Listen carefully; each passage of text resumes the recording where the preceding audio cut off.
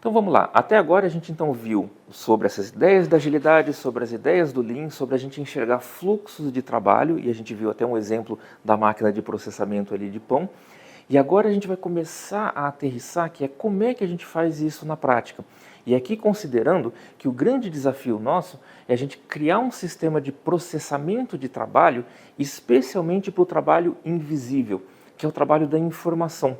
Se a gente fizer uma comparação, se a gente olhar lá para a produção, a gente vê que as pessoas estão trabalhando em peças que são de fato visíveis e tangíveis. As pessoas pegam as peças na mão, elas juntam, colocam mais vão pegando peças ali.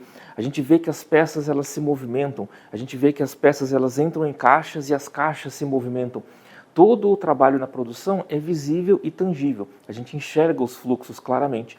Mas quem trabalha em projetos, para o pessoal mais da administração, quem trabalha com informação e com conhecimento, o grande desafio é que informação e conhecimento são invisíveis e são intangíveis. A gente não consegue enxergar a informação.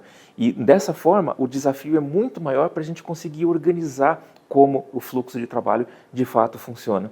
O que a gente vai fazer aqui é justamente criar uma máquina de processamento de informação para ajudar a gente a ser cada vez mais eficiente e eficaz no nosso processo. Aqui a gente está enxergando já um exemplo super simples de uma máquina de processamento de trabalho. Tem aqui um quadro que tem 3 colunas. E por quadro a gente consegue enxergar quadros nas paredes, com post-its mesmo. Quem já está há algum tempo aqui na Schmerz já está vendo que a gente está criando cada vez mais quadros com post-its aqui pelas paredes, né? É o mesmo princípio aqui. Então a gente está enxergando aqui um exemplo simples de um quadro que tem 3 colunas. A fazer, fazendo e feito. Que é bem próximo da máquina de processamento de pão, né? O a fazer é o fluxo de entrada, o fazendo é o processamento e o feito é o fluxo de saída. Bacana, esse quadro aqui já pode nos ajudar a organizar a casa. Só que na prática a gente vai começar a ver que esse quadro ele é um pouco simples demais. Porque se a gente tentar mapear a realidade nesse quadro, talvez a gente enxergue algo parecido com isso. Que é algumas coisas para fazer, tem alguma coisa que a gente já fez e nós estamos fazendo um monte de coisa ao mesmo tempo. Então a gente consegue enxergar que as coisas estão um pouquinho desorganizadas aqui. E a gente não consegue ter clareza de aonde que está o problema. A gente só sabe que está na fase de fazendo. É um problema que acontece depois que a gente começa a fazer um trabalho e antes que a gente termina. Então, no fundo, está muito genérico essa informação. A gente não consegue ler com muitos detalhes qual que é o problema afinal. A gente só sabe que tem muita coisa acumulada no fazendo. Então, é uma excelente prática a gente abrir esse fazendo em mais colunas. Nesse exemplo aqui, a gente abriu o fazendo em 4 novas colunas. Estamos enxergando aqui em análise, em desenvolvimento, em testes e em homologação. Legal, é uma linguagem um pouco mais de software, mas é só para exemplo aqui. Então bacana, a gente está enxergando um pouquinho mais de detalhes, legal, isso já vai nos ajudar a enxergar o problema. E naquele exemplo então que tinha um monte de coisas no fazendo, pode ser que nesse novo quadro a gente enxergue que a realidade seja essa. Que a gente está vendo aqui que análise, testes e homologação tá tranquilo ali, as coisas estão organizadas. O nosso problema está na fase de desenvolvimento, é ali que a gente está vendo que está o problema. Bacana, estamos enxergando um pouquinho mais de detalhes, já nos ajuda a tomar novas decisões. Mas ainda assim dá para melhorar um pouco mais o quadro. Por quê? Se a gente pegar um exemplo, por exemplo aqui, tem um trabalho verde, que é o primeiro trabalho que está em desenvolvimento ali. Tem um trabalho verdinho que a gente está desenvolvendo. E quando a gente finaliza aquele trabalho verdinho, ele vai para testes. Só que pode ser que o pessoal de testes fala, não está com a gente aqui não. A gente tem outras coisas para fazer e esse verdinho eu vou ver só semana que vem. Está com vocês ainda ali. Na prática, o que acontece é que esse verde está num limbo entre 2 processamentos. Ele está num corredor entre 2 salas ali. E a gente está sentindo falta de enxergar um pouco mais de detalhes para saber aonde é que de fato está esse trabalho verdinho.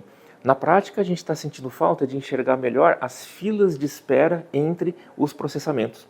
E aqui nesse exemplo, eu abri um pouquinho mais o nosso quadro para colocar um pouquinho mais de detalhes nas filas de espera. Coloquei 3 filas de espera aqui, que são essas colunas cinza. A primeira delas ali, o pronto para desenvolvimento, significa que o trabalho, eu já finalizei a análise e eu não comecei ainda o desenvolvimento. Está pronto para começar o desenvolvimento. Ele está ali sentado numa cadeirinha esperando para ser chamado ali. É o mesmo princípio de uma sala de espera de um consultório médico. As pessoas estão lá paradas esperando serem chamadas. Mesmo princípio aqui, né? Criei também uma outra coluna que é o pronto para testes, que significa eu finalizei o desenvolvimento, não comecei os testes ainda, então pronto para começar os testes. O nosso trabalho verdinho está exatamente nessa coluna aqui, esperando ser chamado para começar de fato a executar os testes. E eu também criei mais uma coluna ali que é o pronto para homologação, que significa finalizei os testes, não comecei a homologação, estou pronto para começar a homologação. Legal, então esse quadro agora está nos dando mais informação sobre os processamentos, os pontos de processamento do trabalho e os pontos de espera de todo esse trabalho. E pode ser que agora que tem um pouquinho mais de detalhes, aquele problema nosso que tinha um monte de coisa no fazendo, que depois a gente viu que tem um monte de coisa no desenvolvimento, talvez a realidade seja mais próxima dessa, que é, a gente está vendo que o problema não está no desenvolvimento em si, o problema está um ponto antes, que é na fila de espera do pronto para desenvolvimento. É o trabalho que a gente finalizou a análise, não começou o desenvolvimento e as coisas estão se acumulando cada vez mais nessa fila de esperas. E quando a gente começa a enxergar cada vez mais essa fila de espera, o que eu costumo provocar para os times é para a gente se incomodar com esse cenário, da mesma forma como a gente se incomoda com filas de pessoas. Porque a gente não gosta de filas, ninguém aqui gosta de enfrentar filas, porque a gente sabe que a gente fica parado esperando ser chamado e isso é um desperdício de tempo. Quanto mais tempo a gente fica na fila, mais frustrado a gente fica. E fila de pessoas é exatamente a mesma coisa que fila de trabalho parado. É o mesmo princípio e aquele trabalho também está se frustrando porque está esperando com que um monte de coisa seja feita para finalmente a gente conseguir entregar aquele trabalho para o nosso cliente. Então esse conceito eles acabam sendo o mesmo. Filas de pessoas e filas de trabalho, no fundo, são o mesmo conceito.